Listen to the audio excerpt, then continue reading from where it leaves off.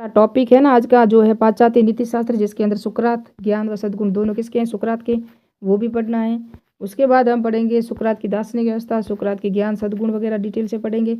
उसके बाद हम पढ़ेंगे प्लेटो और अरस्तु, और मुख्य सद्गुण किसका है, मध्यम मार्ग किसका है, प्लेटो की पूरी डिटेल यहाँ हम पढ़ेंगे। मुख्य सद्गुण किसने दिया था। उसके बाद हमारा डिटेल होगा अरस्तु, अरस्तु के बाद इमैनुअल कांट, कांट को भी पढ़ना, इमैनुअल कांट का पूरी डिटेल ये रही, और इनका ये सिद्धांत है कर्तव्य के लिए कर्तव्य। उसके बाद ये है MCQ जो बार बार परीक्षा में आते हैं और प्रश्न यहीं से आता है, तो ये भी करवाएंगे और कोशिश करूंगी कि पूरा हो जाए, नहीं हुआ तो एक और पार्ट बनेगा इसका।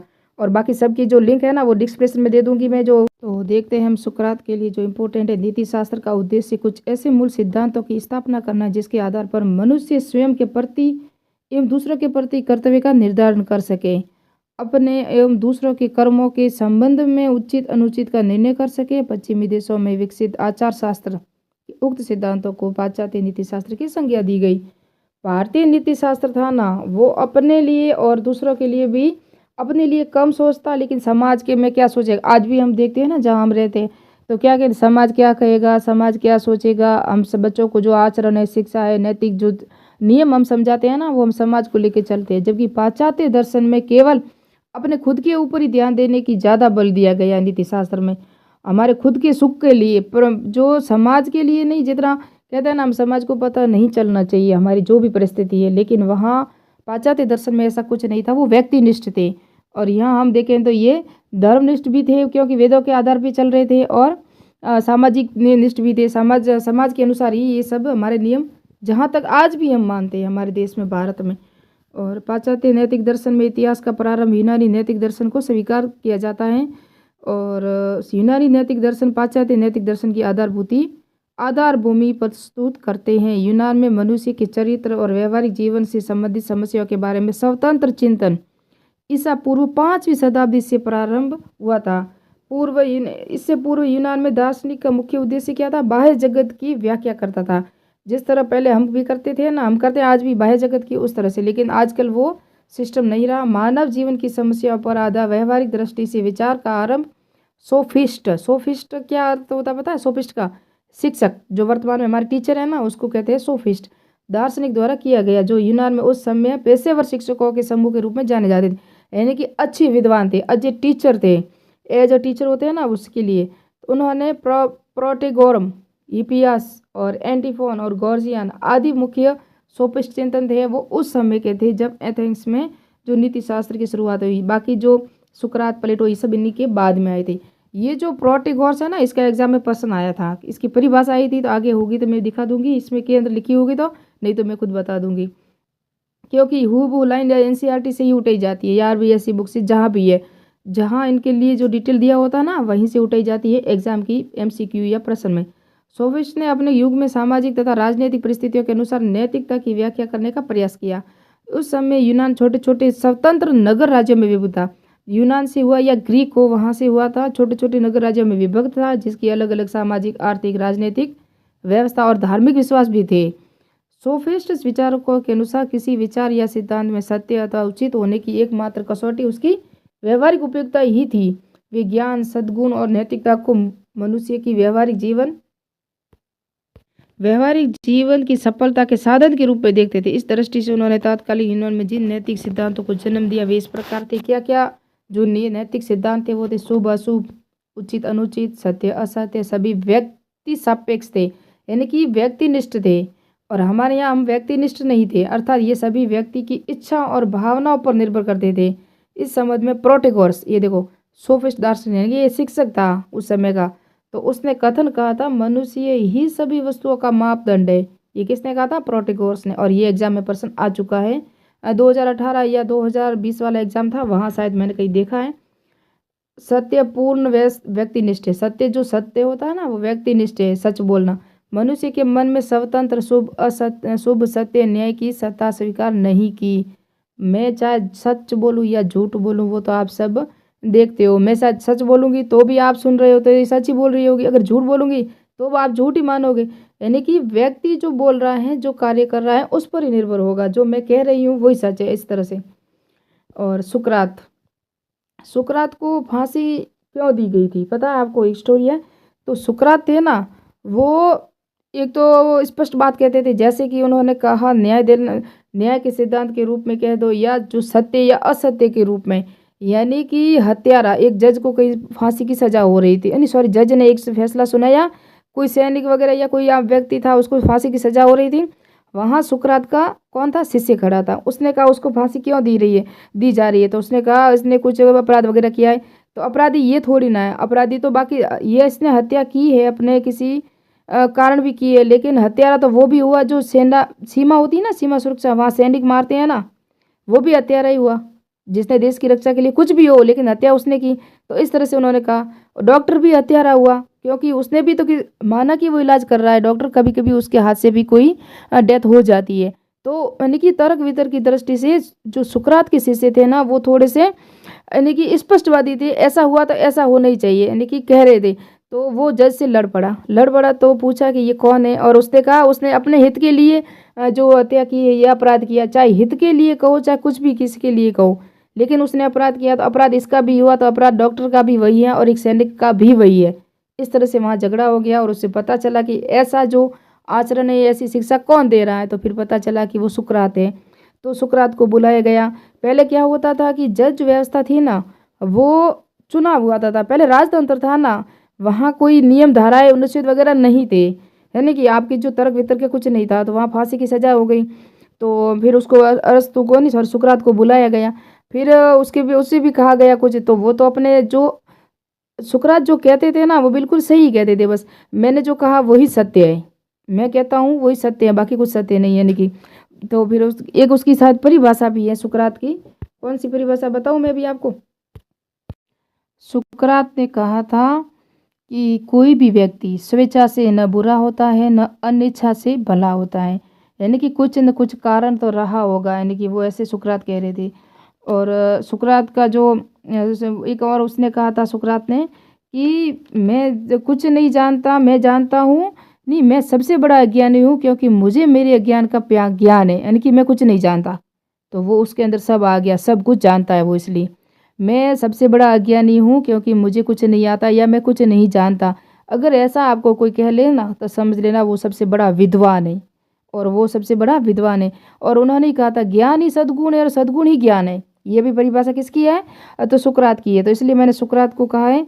और ये जो एग्जाम आई थी ना, मानव सभी पदार्थों का मापदंड है, ये वेरी इंपॉर्टेंट है, इसको भी अच्छी तरह याद रखना। फिर उसको जो फांसी की सज़ा सुनाई गई, राजा वगैरह सब बुला दिया गया और फांसी की सज़ा हो रही थी ना, जैसे कि सुकरात को ये भी पूछा गया कि आप जल्लाद के हाथ से मरोगे या आपको जहर का प्याला दिया जाए। तो उन्होंने क्या कहा था पता है, वो जज बैठे थे ना, वो सुकरात कहते हैं कि मैं कुछ भी कर लूँ, जो मैं कहता हूँ वही सत्य है, और मैं कहता हूँ कि मैंने कहा जो सत्य है तो वो सत्य है, यानी कि फुसफा साला झुकेगा नहीं। इस तरह से ये क्योंकि उसको कहा कि किस तरह से मरोगे, तो उसने कहा कि मैं आपकी जो चेयर है ना वहाँ बैठ के मरूंगा, मरना चाहता था। क्यों? क्योंकि मैं जब आपके पास आपकी चेयर पे बैठ जाऊंगा तो मेरी आत्मा है ना वो समाप्त हो जाएगी, लेकिन मेरा शरीर समाप्त हो जाएगा लेकिन मेरी आत्मा भी समाप्त हो जाएगी। जो मेरे दिल में जो विचार आ रहे हैं ना वो नष्ट नहीं हो, न वो होने चाहिए, तभी मैं मर सकता हूँ, नहीं तो नहीं मर सकता। फिर क्या हुआ, एक प्लेटो इनका शिष्य था, आपको पता हो तो सुबह उनको सजा हो रही थी, तो रात को प्लेटो ने सबको जैसे कि रिश्वत वगैरह दे के सबको खरीद भी लिया और वो चला गया कहाँ, जेल में। किसको छुड़ाने के लिए, अरस्तु को, सुकरात को, सॉरी मुझे अरस्तु याद आ रहा बार बार, सुकरात को छुड़ाने के लिए वो चला गया प्लेटो, 4-5 साथियों के साथ चला गया, क्योंकि ये शिष्य था ना प्लेटो सुकरात का। तो वहाँ जाके उसने कहा कि चलो मैं आपको लेने आया हूँ और चलो हम यहाँ से भाग जाते हैं, गाड़ी वगैरह बाहर खड़ी है हम भाग जाएंगे, इस तरह से आज के टाइम में अगर बताओ तो सुकरात ने क्या कहा, आज मैं चला जाऊँगा ना तो मेरे जो नियम है ना वो मर जाएंगे, और मैं मरने से बेहतर है कि पहले ही मर जाऊँगा, मरने से पहले ही मर जाऊँगा। यानी कि मेरे जो सोचता हूँ जो मैं करता हूँ वही सभी सत्य है, और मैं भाग कर नहीं मरना चाहता। अगर ये इसमें खुश है तो मैं मरना ही चाहता हूँ, मैं मर जाऊँगा लेकिन भागूंगा नहीं, मैं चोर नहीं, मैंने कायर नहीं हूँ, मैं मेरे अंदर साहस है। और उन्होंने ये भी कहा आज अगर मैं भाग गया तो मैं कायर कहलाऊंगा, और मैं नहीं जाना चाहता, मैं मरना ही बेहतर पसंद करता हूँ। और प्लेटो बेचारा छोटा सा मुंह बना के आ गया, और सुबह उनको जो फांसी की सज़ा कह रहे हैं चाहे जहर दे के उनको मार दिया गया था। फिर प्लेटो इनके शिष्य हुए। तो मैंने बताया कि अगर उस वक्त वो भाग जाते, या हम आज के टाइम में अगर हम ऐसा होता हमारे साथ कि सुबह हमको फांसी की सज़ा वगैरह हो रही है और रात को हमारा जो फ्रेंड हमें कोई लेने आ जाता, तो क्या हम रहते? नहीं। तो अगर आपको कामयाबी होने के लिए अगर कुछ करना है ना, तो जीवन के अंतिम लक्ष्य तक जाना पड़ता है, तभी आपको कुछ याद करेंगे लोग, नहीं तो नहीं करेंगे कोई भी। तो वो नहीं आया और प्लेटो आ गया और उनको फांसी की सजा हो गई। यानी कि ये बच्चों को गलत शिक्षा दे रहे हैं, कौन? सुकरात, इसलिए इनको फांसी दी गई थी। अब आगे हम पूरा डिटेल से देखते हैं कि ये कहाँ के निवासी थे। तो सुकरात, जिन्हें प्लेटो के गुरु के रूप में जाना जाता है, 470 में एथेंस, पूर्वी एथेंस यूनान का एक नगर राज्य था, वहाँ निर्धन परिवार में इनका जन्म हुआ। सत्य के खोजी थे ये, सत्य के खोजी। तो देखो वो भाग नहीं गया, भाग गया होता तो पुष्पाशाला झुकेगा नहीं, उस तरह से भागा नहीं था, वहीं अपना जो नाम अमर कर गए वो। उन्होंने जीवन भर जिन सद्गुणों की शिक्षा दी थी वो अपने आचरण की अभिव्यक्त किया और समाज में उनका सम्मान था। सादा जीवन व्यक्त करते थे, बौद्धिक दृष्टि व उच्च कोटि के विद्वान, वाक्पटु थे, यानी कि बोल के थे, बोल हमारे यहाँ ना बोल का बहुत है, मारवाड़ी भाषा में भी कहा जाता है। तो वाक्पटु थे। वह नवयुवकों को प्रशिक्षण वार्तालाप के माध्यम से करते थे, वार्तालाप के माध्यम से। जहाँ हम शिक्षण विद्या पढ़ते हैं ना, 2nd ग्रेड में शिक्षण विधियाँ हैं, रीट में जहाँ पढ़ते हैं ना, तो वहाँ वार्तालाप विधि भी आती हैं, तो वो सुकरात ने दी थी। जिससे ब्रह्मवंश शिक्षा देना नहीं, अपितु लोगों के ज्ञान के प्रति निष्ठा उत्पन्न करना और उन्हें सद्गुणों का ज्ञान सद्गुणी बनाना था। जीवन में सफलता को पहचान के 2 मार्ग थे, भौतिक वस्तुओं की प्राप्ति, हमारे जो चाहिए ना आवश्यकता की वस्तुएं, वो भौतिक वस्तुएं। जिस तरह अब्राहम मास्लो ने 5 आवश्यकता वस्तुएं बताई थी, जिसके अंदर पहले ही शारीरिक आवश्यकता बताई थी, है ना, उस तरह से सांसारिक सुख की प्राप्ति, अर्थात दूसरा था क्षणिक और अस्थायी वस्तुओं के परे स्थायी शाश्वत पूर्ण सुख की प्राप्ति। यानी कि जो स्पष्टवादी है, हमें दिख रहा है ना, वही हमें चाहिए, ना कि कुछ बयान की बातें, बनावनी बातें नहीं चाहिए। सोफिस्टों ने प्रथम मार्ग का चुनाव किया और सोफिस्ट ने, जबकि सुकरात ने द्वितीय पक्ष का चुनाव किया। और प्लेटो ने उसका पूर्ण अनुसरण किया। सुकरात सत्यभाषी, निर्भीक, आत्म अनुशासी थे, वो डरते नहीं थे किसी से, जिनके दर्शन का उद्देश्य सार्वभौमिक सत्य की खोज करना था। ये सत्य है, जैसे कि आप इसे सजा दे रहे हो मृत्युदंड का, तो मृत्युदंड ये भी सत्य है, सैनिक भी उसको लोगों को मार चुका है, डॉक्टर भी मार चुका है, इस तरह से वो सत्य कहते थे। लेकिन कुछ कुछ विचार अलग होते हैं, किसके नैतिक नियम अलग होते हैं। ऐसा नहीं था कि वो कहते थे वो सही सभी सत्य हो, ऐसा हो भी नहीं सकता। क्या हर एक व्यक्ति कुछ भी नहीं, कहीं ना कहीं उसकी भी कुछ गलतियां हो जाती हैं। वह ज्ञान के प्रसार हेतु ही शिक्षा देते थे, परंतु दुर्भाग्यवश तत्कालीन यूनान के उन पर नास्तिकता, यानी कि ईश्वर को वो नहीं मानते थे।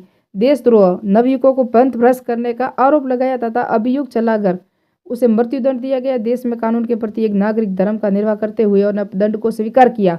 उन्होंने कहा मैं मरूंगा, कोई भी देखो, जैसे कि प्लेटो उसे बचाने गया, फिर भी नहीं आए वो। इस प्रकार सच्चे दार्शनिक के जीवन का अंत हो गया। सुकरात के प्रमुख दार्शनिक समस्या क्या थी? सुकरात के समय में ज्ञान, नैतिकता, राजनीति के क्षेत्र में बौद्धिक अराजकता फैली हुई थी। सोफिस्ट दार्शनिक ज्ञान, नैतिकता और संबंध में व्यक्तिवादी विचार लोकप्रिय थे अपने हित के लिए, जबकि वो व्यक्तिवादी नहीं थे। सुकरात में समक्ष चुनौती ज्ञान व आचरण की इस समस्या का समाधान ढूंढना था। उनका मानना था कि बौद्धिक अराजकता का कारण सत्य और ज्ञान के स्वरूप को ठीक प्रकार से नहीं समझना, सत्य को और ज्ञान को स्पष्ट समझना ही क्या है, ज्ञान है, ये कह रहे थे सुकरात की मानवीय बुद्धि में गहरी आस्था थी। उन्होंने स्वीकारा कि मनुष्य के अनुभव और विचारों को अनेकता में विविधता पाई जाती है, परंतु इसमें एकता व सर्वमान्य निर्णय और धारणाओं को प्राप्त करने के लिए उन्होंने जिस पद्धति को स्वीकार किया, वार्तालाप या प्रश्नोत्तर पर आधारित थी, जिसे दर्शन शास्त्र में सुकराती पद्धति कहा गया। सुकराती पद्धति हम भी पढ़ते, वार्तालाप विधि जो शिक्षण विधिया में आती है, 2nd ग्रेड में आती है ना। सांक्रेटिक पद्धति कह सको, मेथड। सुकरात का ज्ञान एवं सद्गुण संबंधी सिद्धांत क्या था? सुकरात विधानुगई थे, परंतु ज्ञान के प्रति उनका यह प्रेम मात्र संवैधानिक नहीं था, इसका व्यवहारिक पक्ष भी था। इस मान्य वह ज्ञान व आचरण की समस्या को एक ही मानते थे और उसका उद्देश्य लोगों को सद्गुणी बनाना था। सुकरात की नीति मीमांसा का आधार उनकी ज्ञान मीमांसा थी, नीति नहीं थी। उनका दिमाग में कोई गलत खोट नहीं थी, वो जो भी कहते ना निडर होके, निर्भीक होके बोल देते थे। कहते हैं ना, हमारे गांव में भी कोई आसपास होते हैं, उसको ये सोचता भी नहीं, ऐसे ही बोल जाता, लेकिन वो रियल में कहते वो सच ही है, लेकिन हम मानते नहीं है। फिर हमें बाद में पता चलता है कि वो सच कह रहे थे। तो ज्ञान मीमांसा है। उन्होंने मनुष्य के लिए ज्ञान प्राप्ति के सर्वाधिक महत्व दिया। यह मानते थे कि हमें जीवन व जगत के संबंध में पूरा ज्ञान नहीं है। इस संबंध में ज्ञान प्राप्त से पहले वो अज्ञान का बोध होना चाहिए। हमें पूरा ज्ञान नहीं है, लेकिन हमें अज्ञान का भी बोध होना चाहिए। अपने अज्ञान को जानते हुए निष्पक्षता के किसी विषय के विभिन्न पक्षों को संबंधी विचारों को प्रस्तुत करते हुए सामान्य और सर्वमान्य परिभाषाओं अथवा अवधारणाओं को प्राप्त करना है। उन्होंने अवधारणा तथा संप्रत्यात्मक ज्ञान को ही वास्तविक ज्ञान स्वीकारा। उनके अनुसार ज्ञान सिर्फ तथ्यों की जानकारी तक ही सीमित नहीं, अपितु शुभ और शुभ सही हो सकता है, गलत भी हो सकता है। उचित अनुचित, सत्य असत्य, न्याय अन्याय आदि के भेद को ठीक ठीक समझना भी है। सुकरात न्याय क्या है, शुभ क्या है, सौंदर्य क्या है इत्यादि प्रश्न पूछते थे। वो प्रश्न ज़्यादा पूछते थे। प्रश्नोत्तर पद्धति के माध्यम से उन्होंने संप्रत्यों का ज्ञान प्राप्त किया और मनुष्य की बुद्धि के प्राप्त होते हैं, जो मनुष्य की बुद्धि से प्राप्त होते हैं। उनके अनुसार बुद्धि ही मानव जीवन का संचालन करती है। क्या करती है, बुद्धि होती है ना, वही मानव जीवन का संचालन करती है। इसलिए यदि किसी को शुभ का बोध है तो वह अवश्य ही कुछ शुभ कार्य करेगा। उन्होंने ज्ञान को सद्गुण की आवश्यकता और प्रयासरत स्वीकार किया। प्रमुख कथन है सद्गुण ज्ञान है, यह ज्ञान ही सद्गुण है। ये किसका है, सुकरात का है।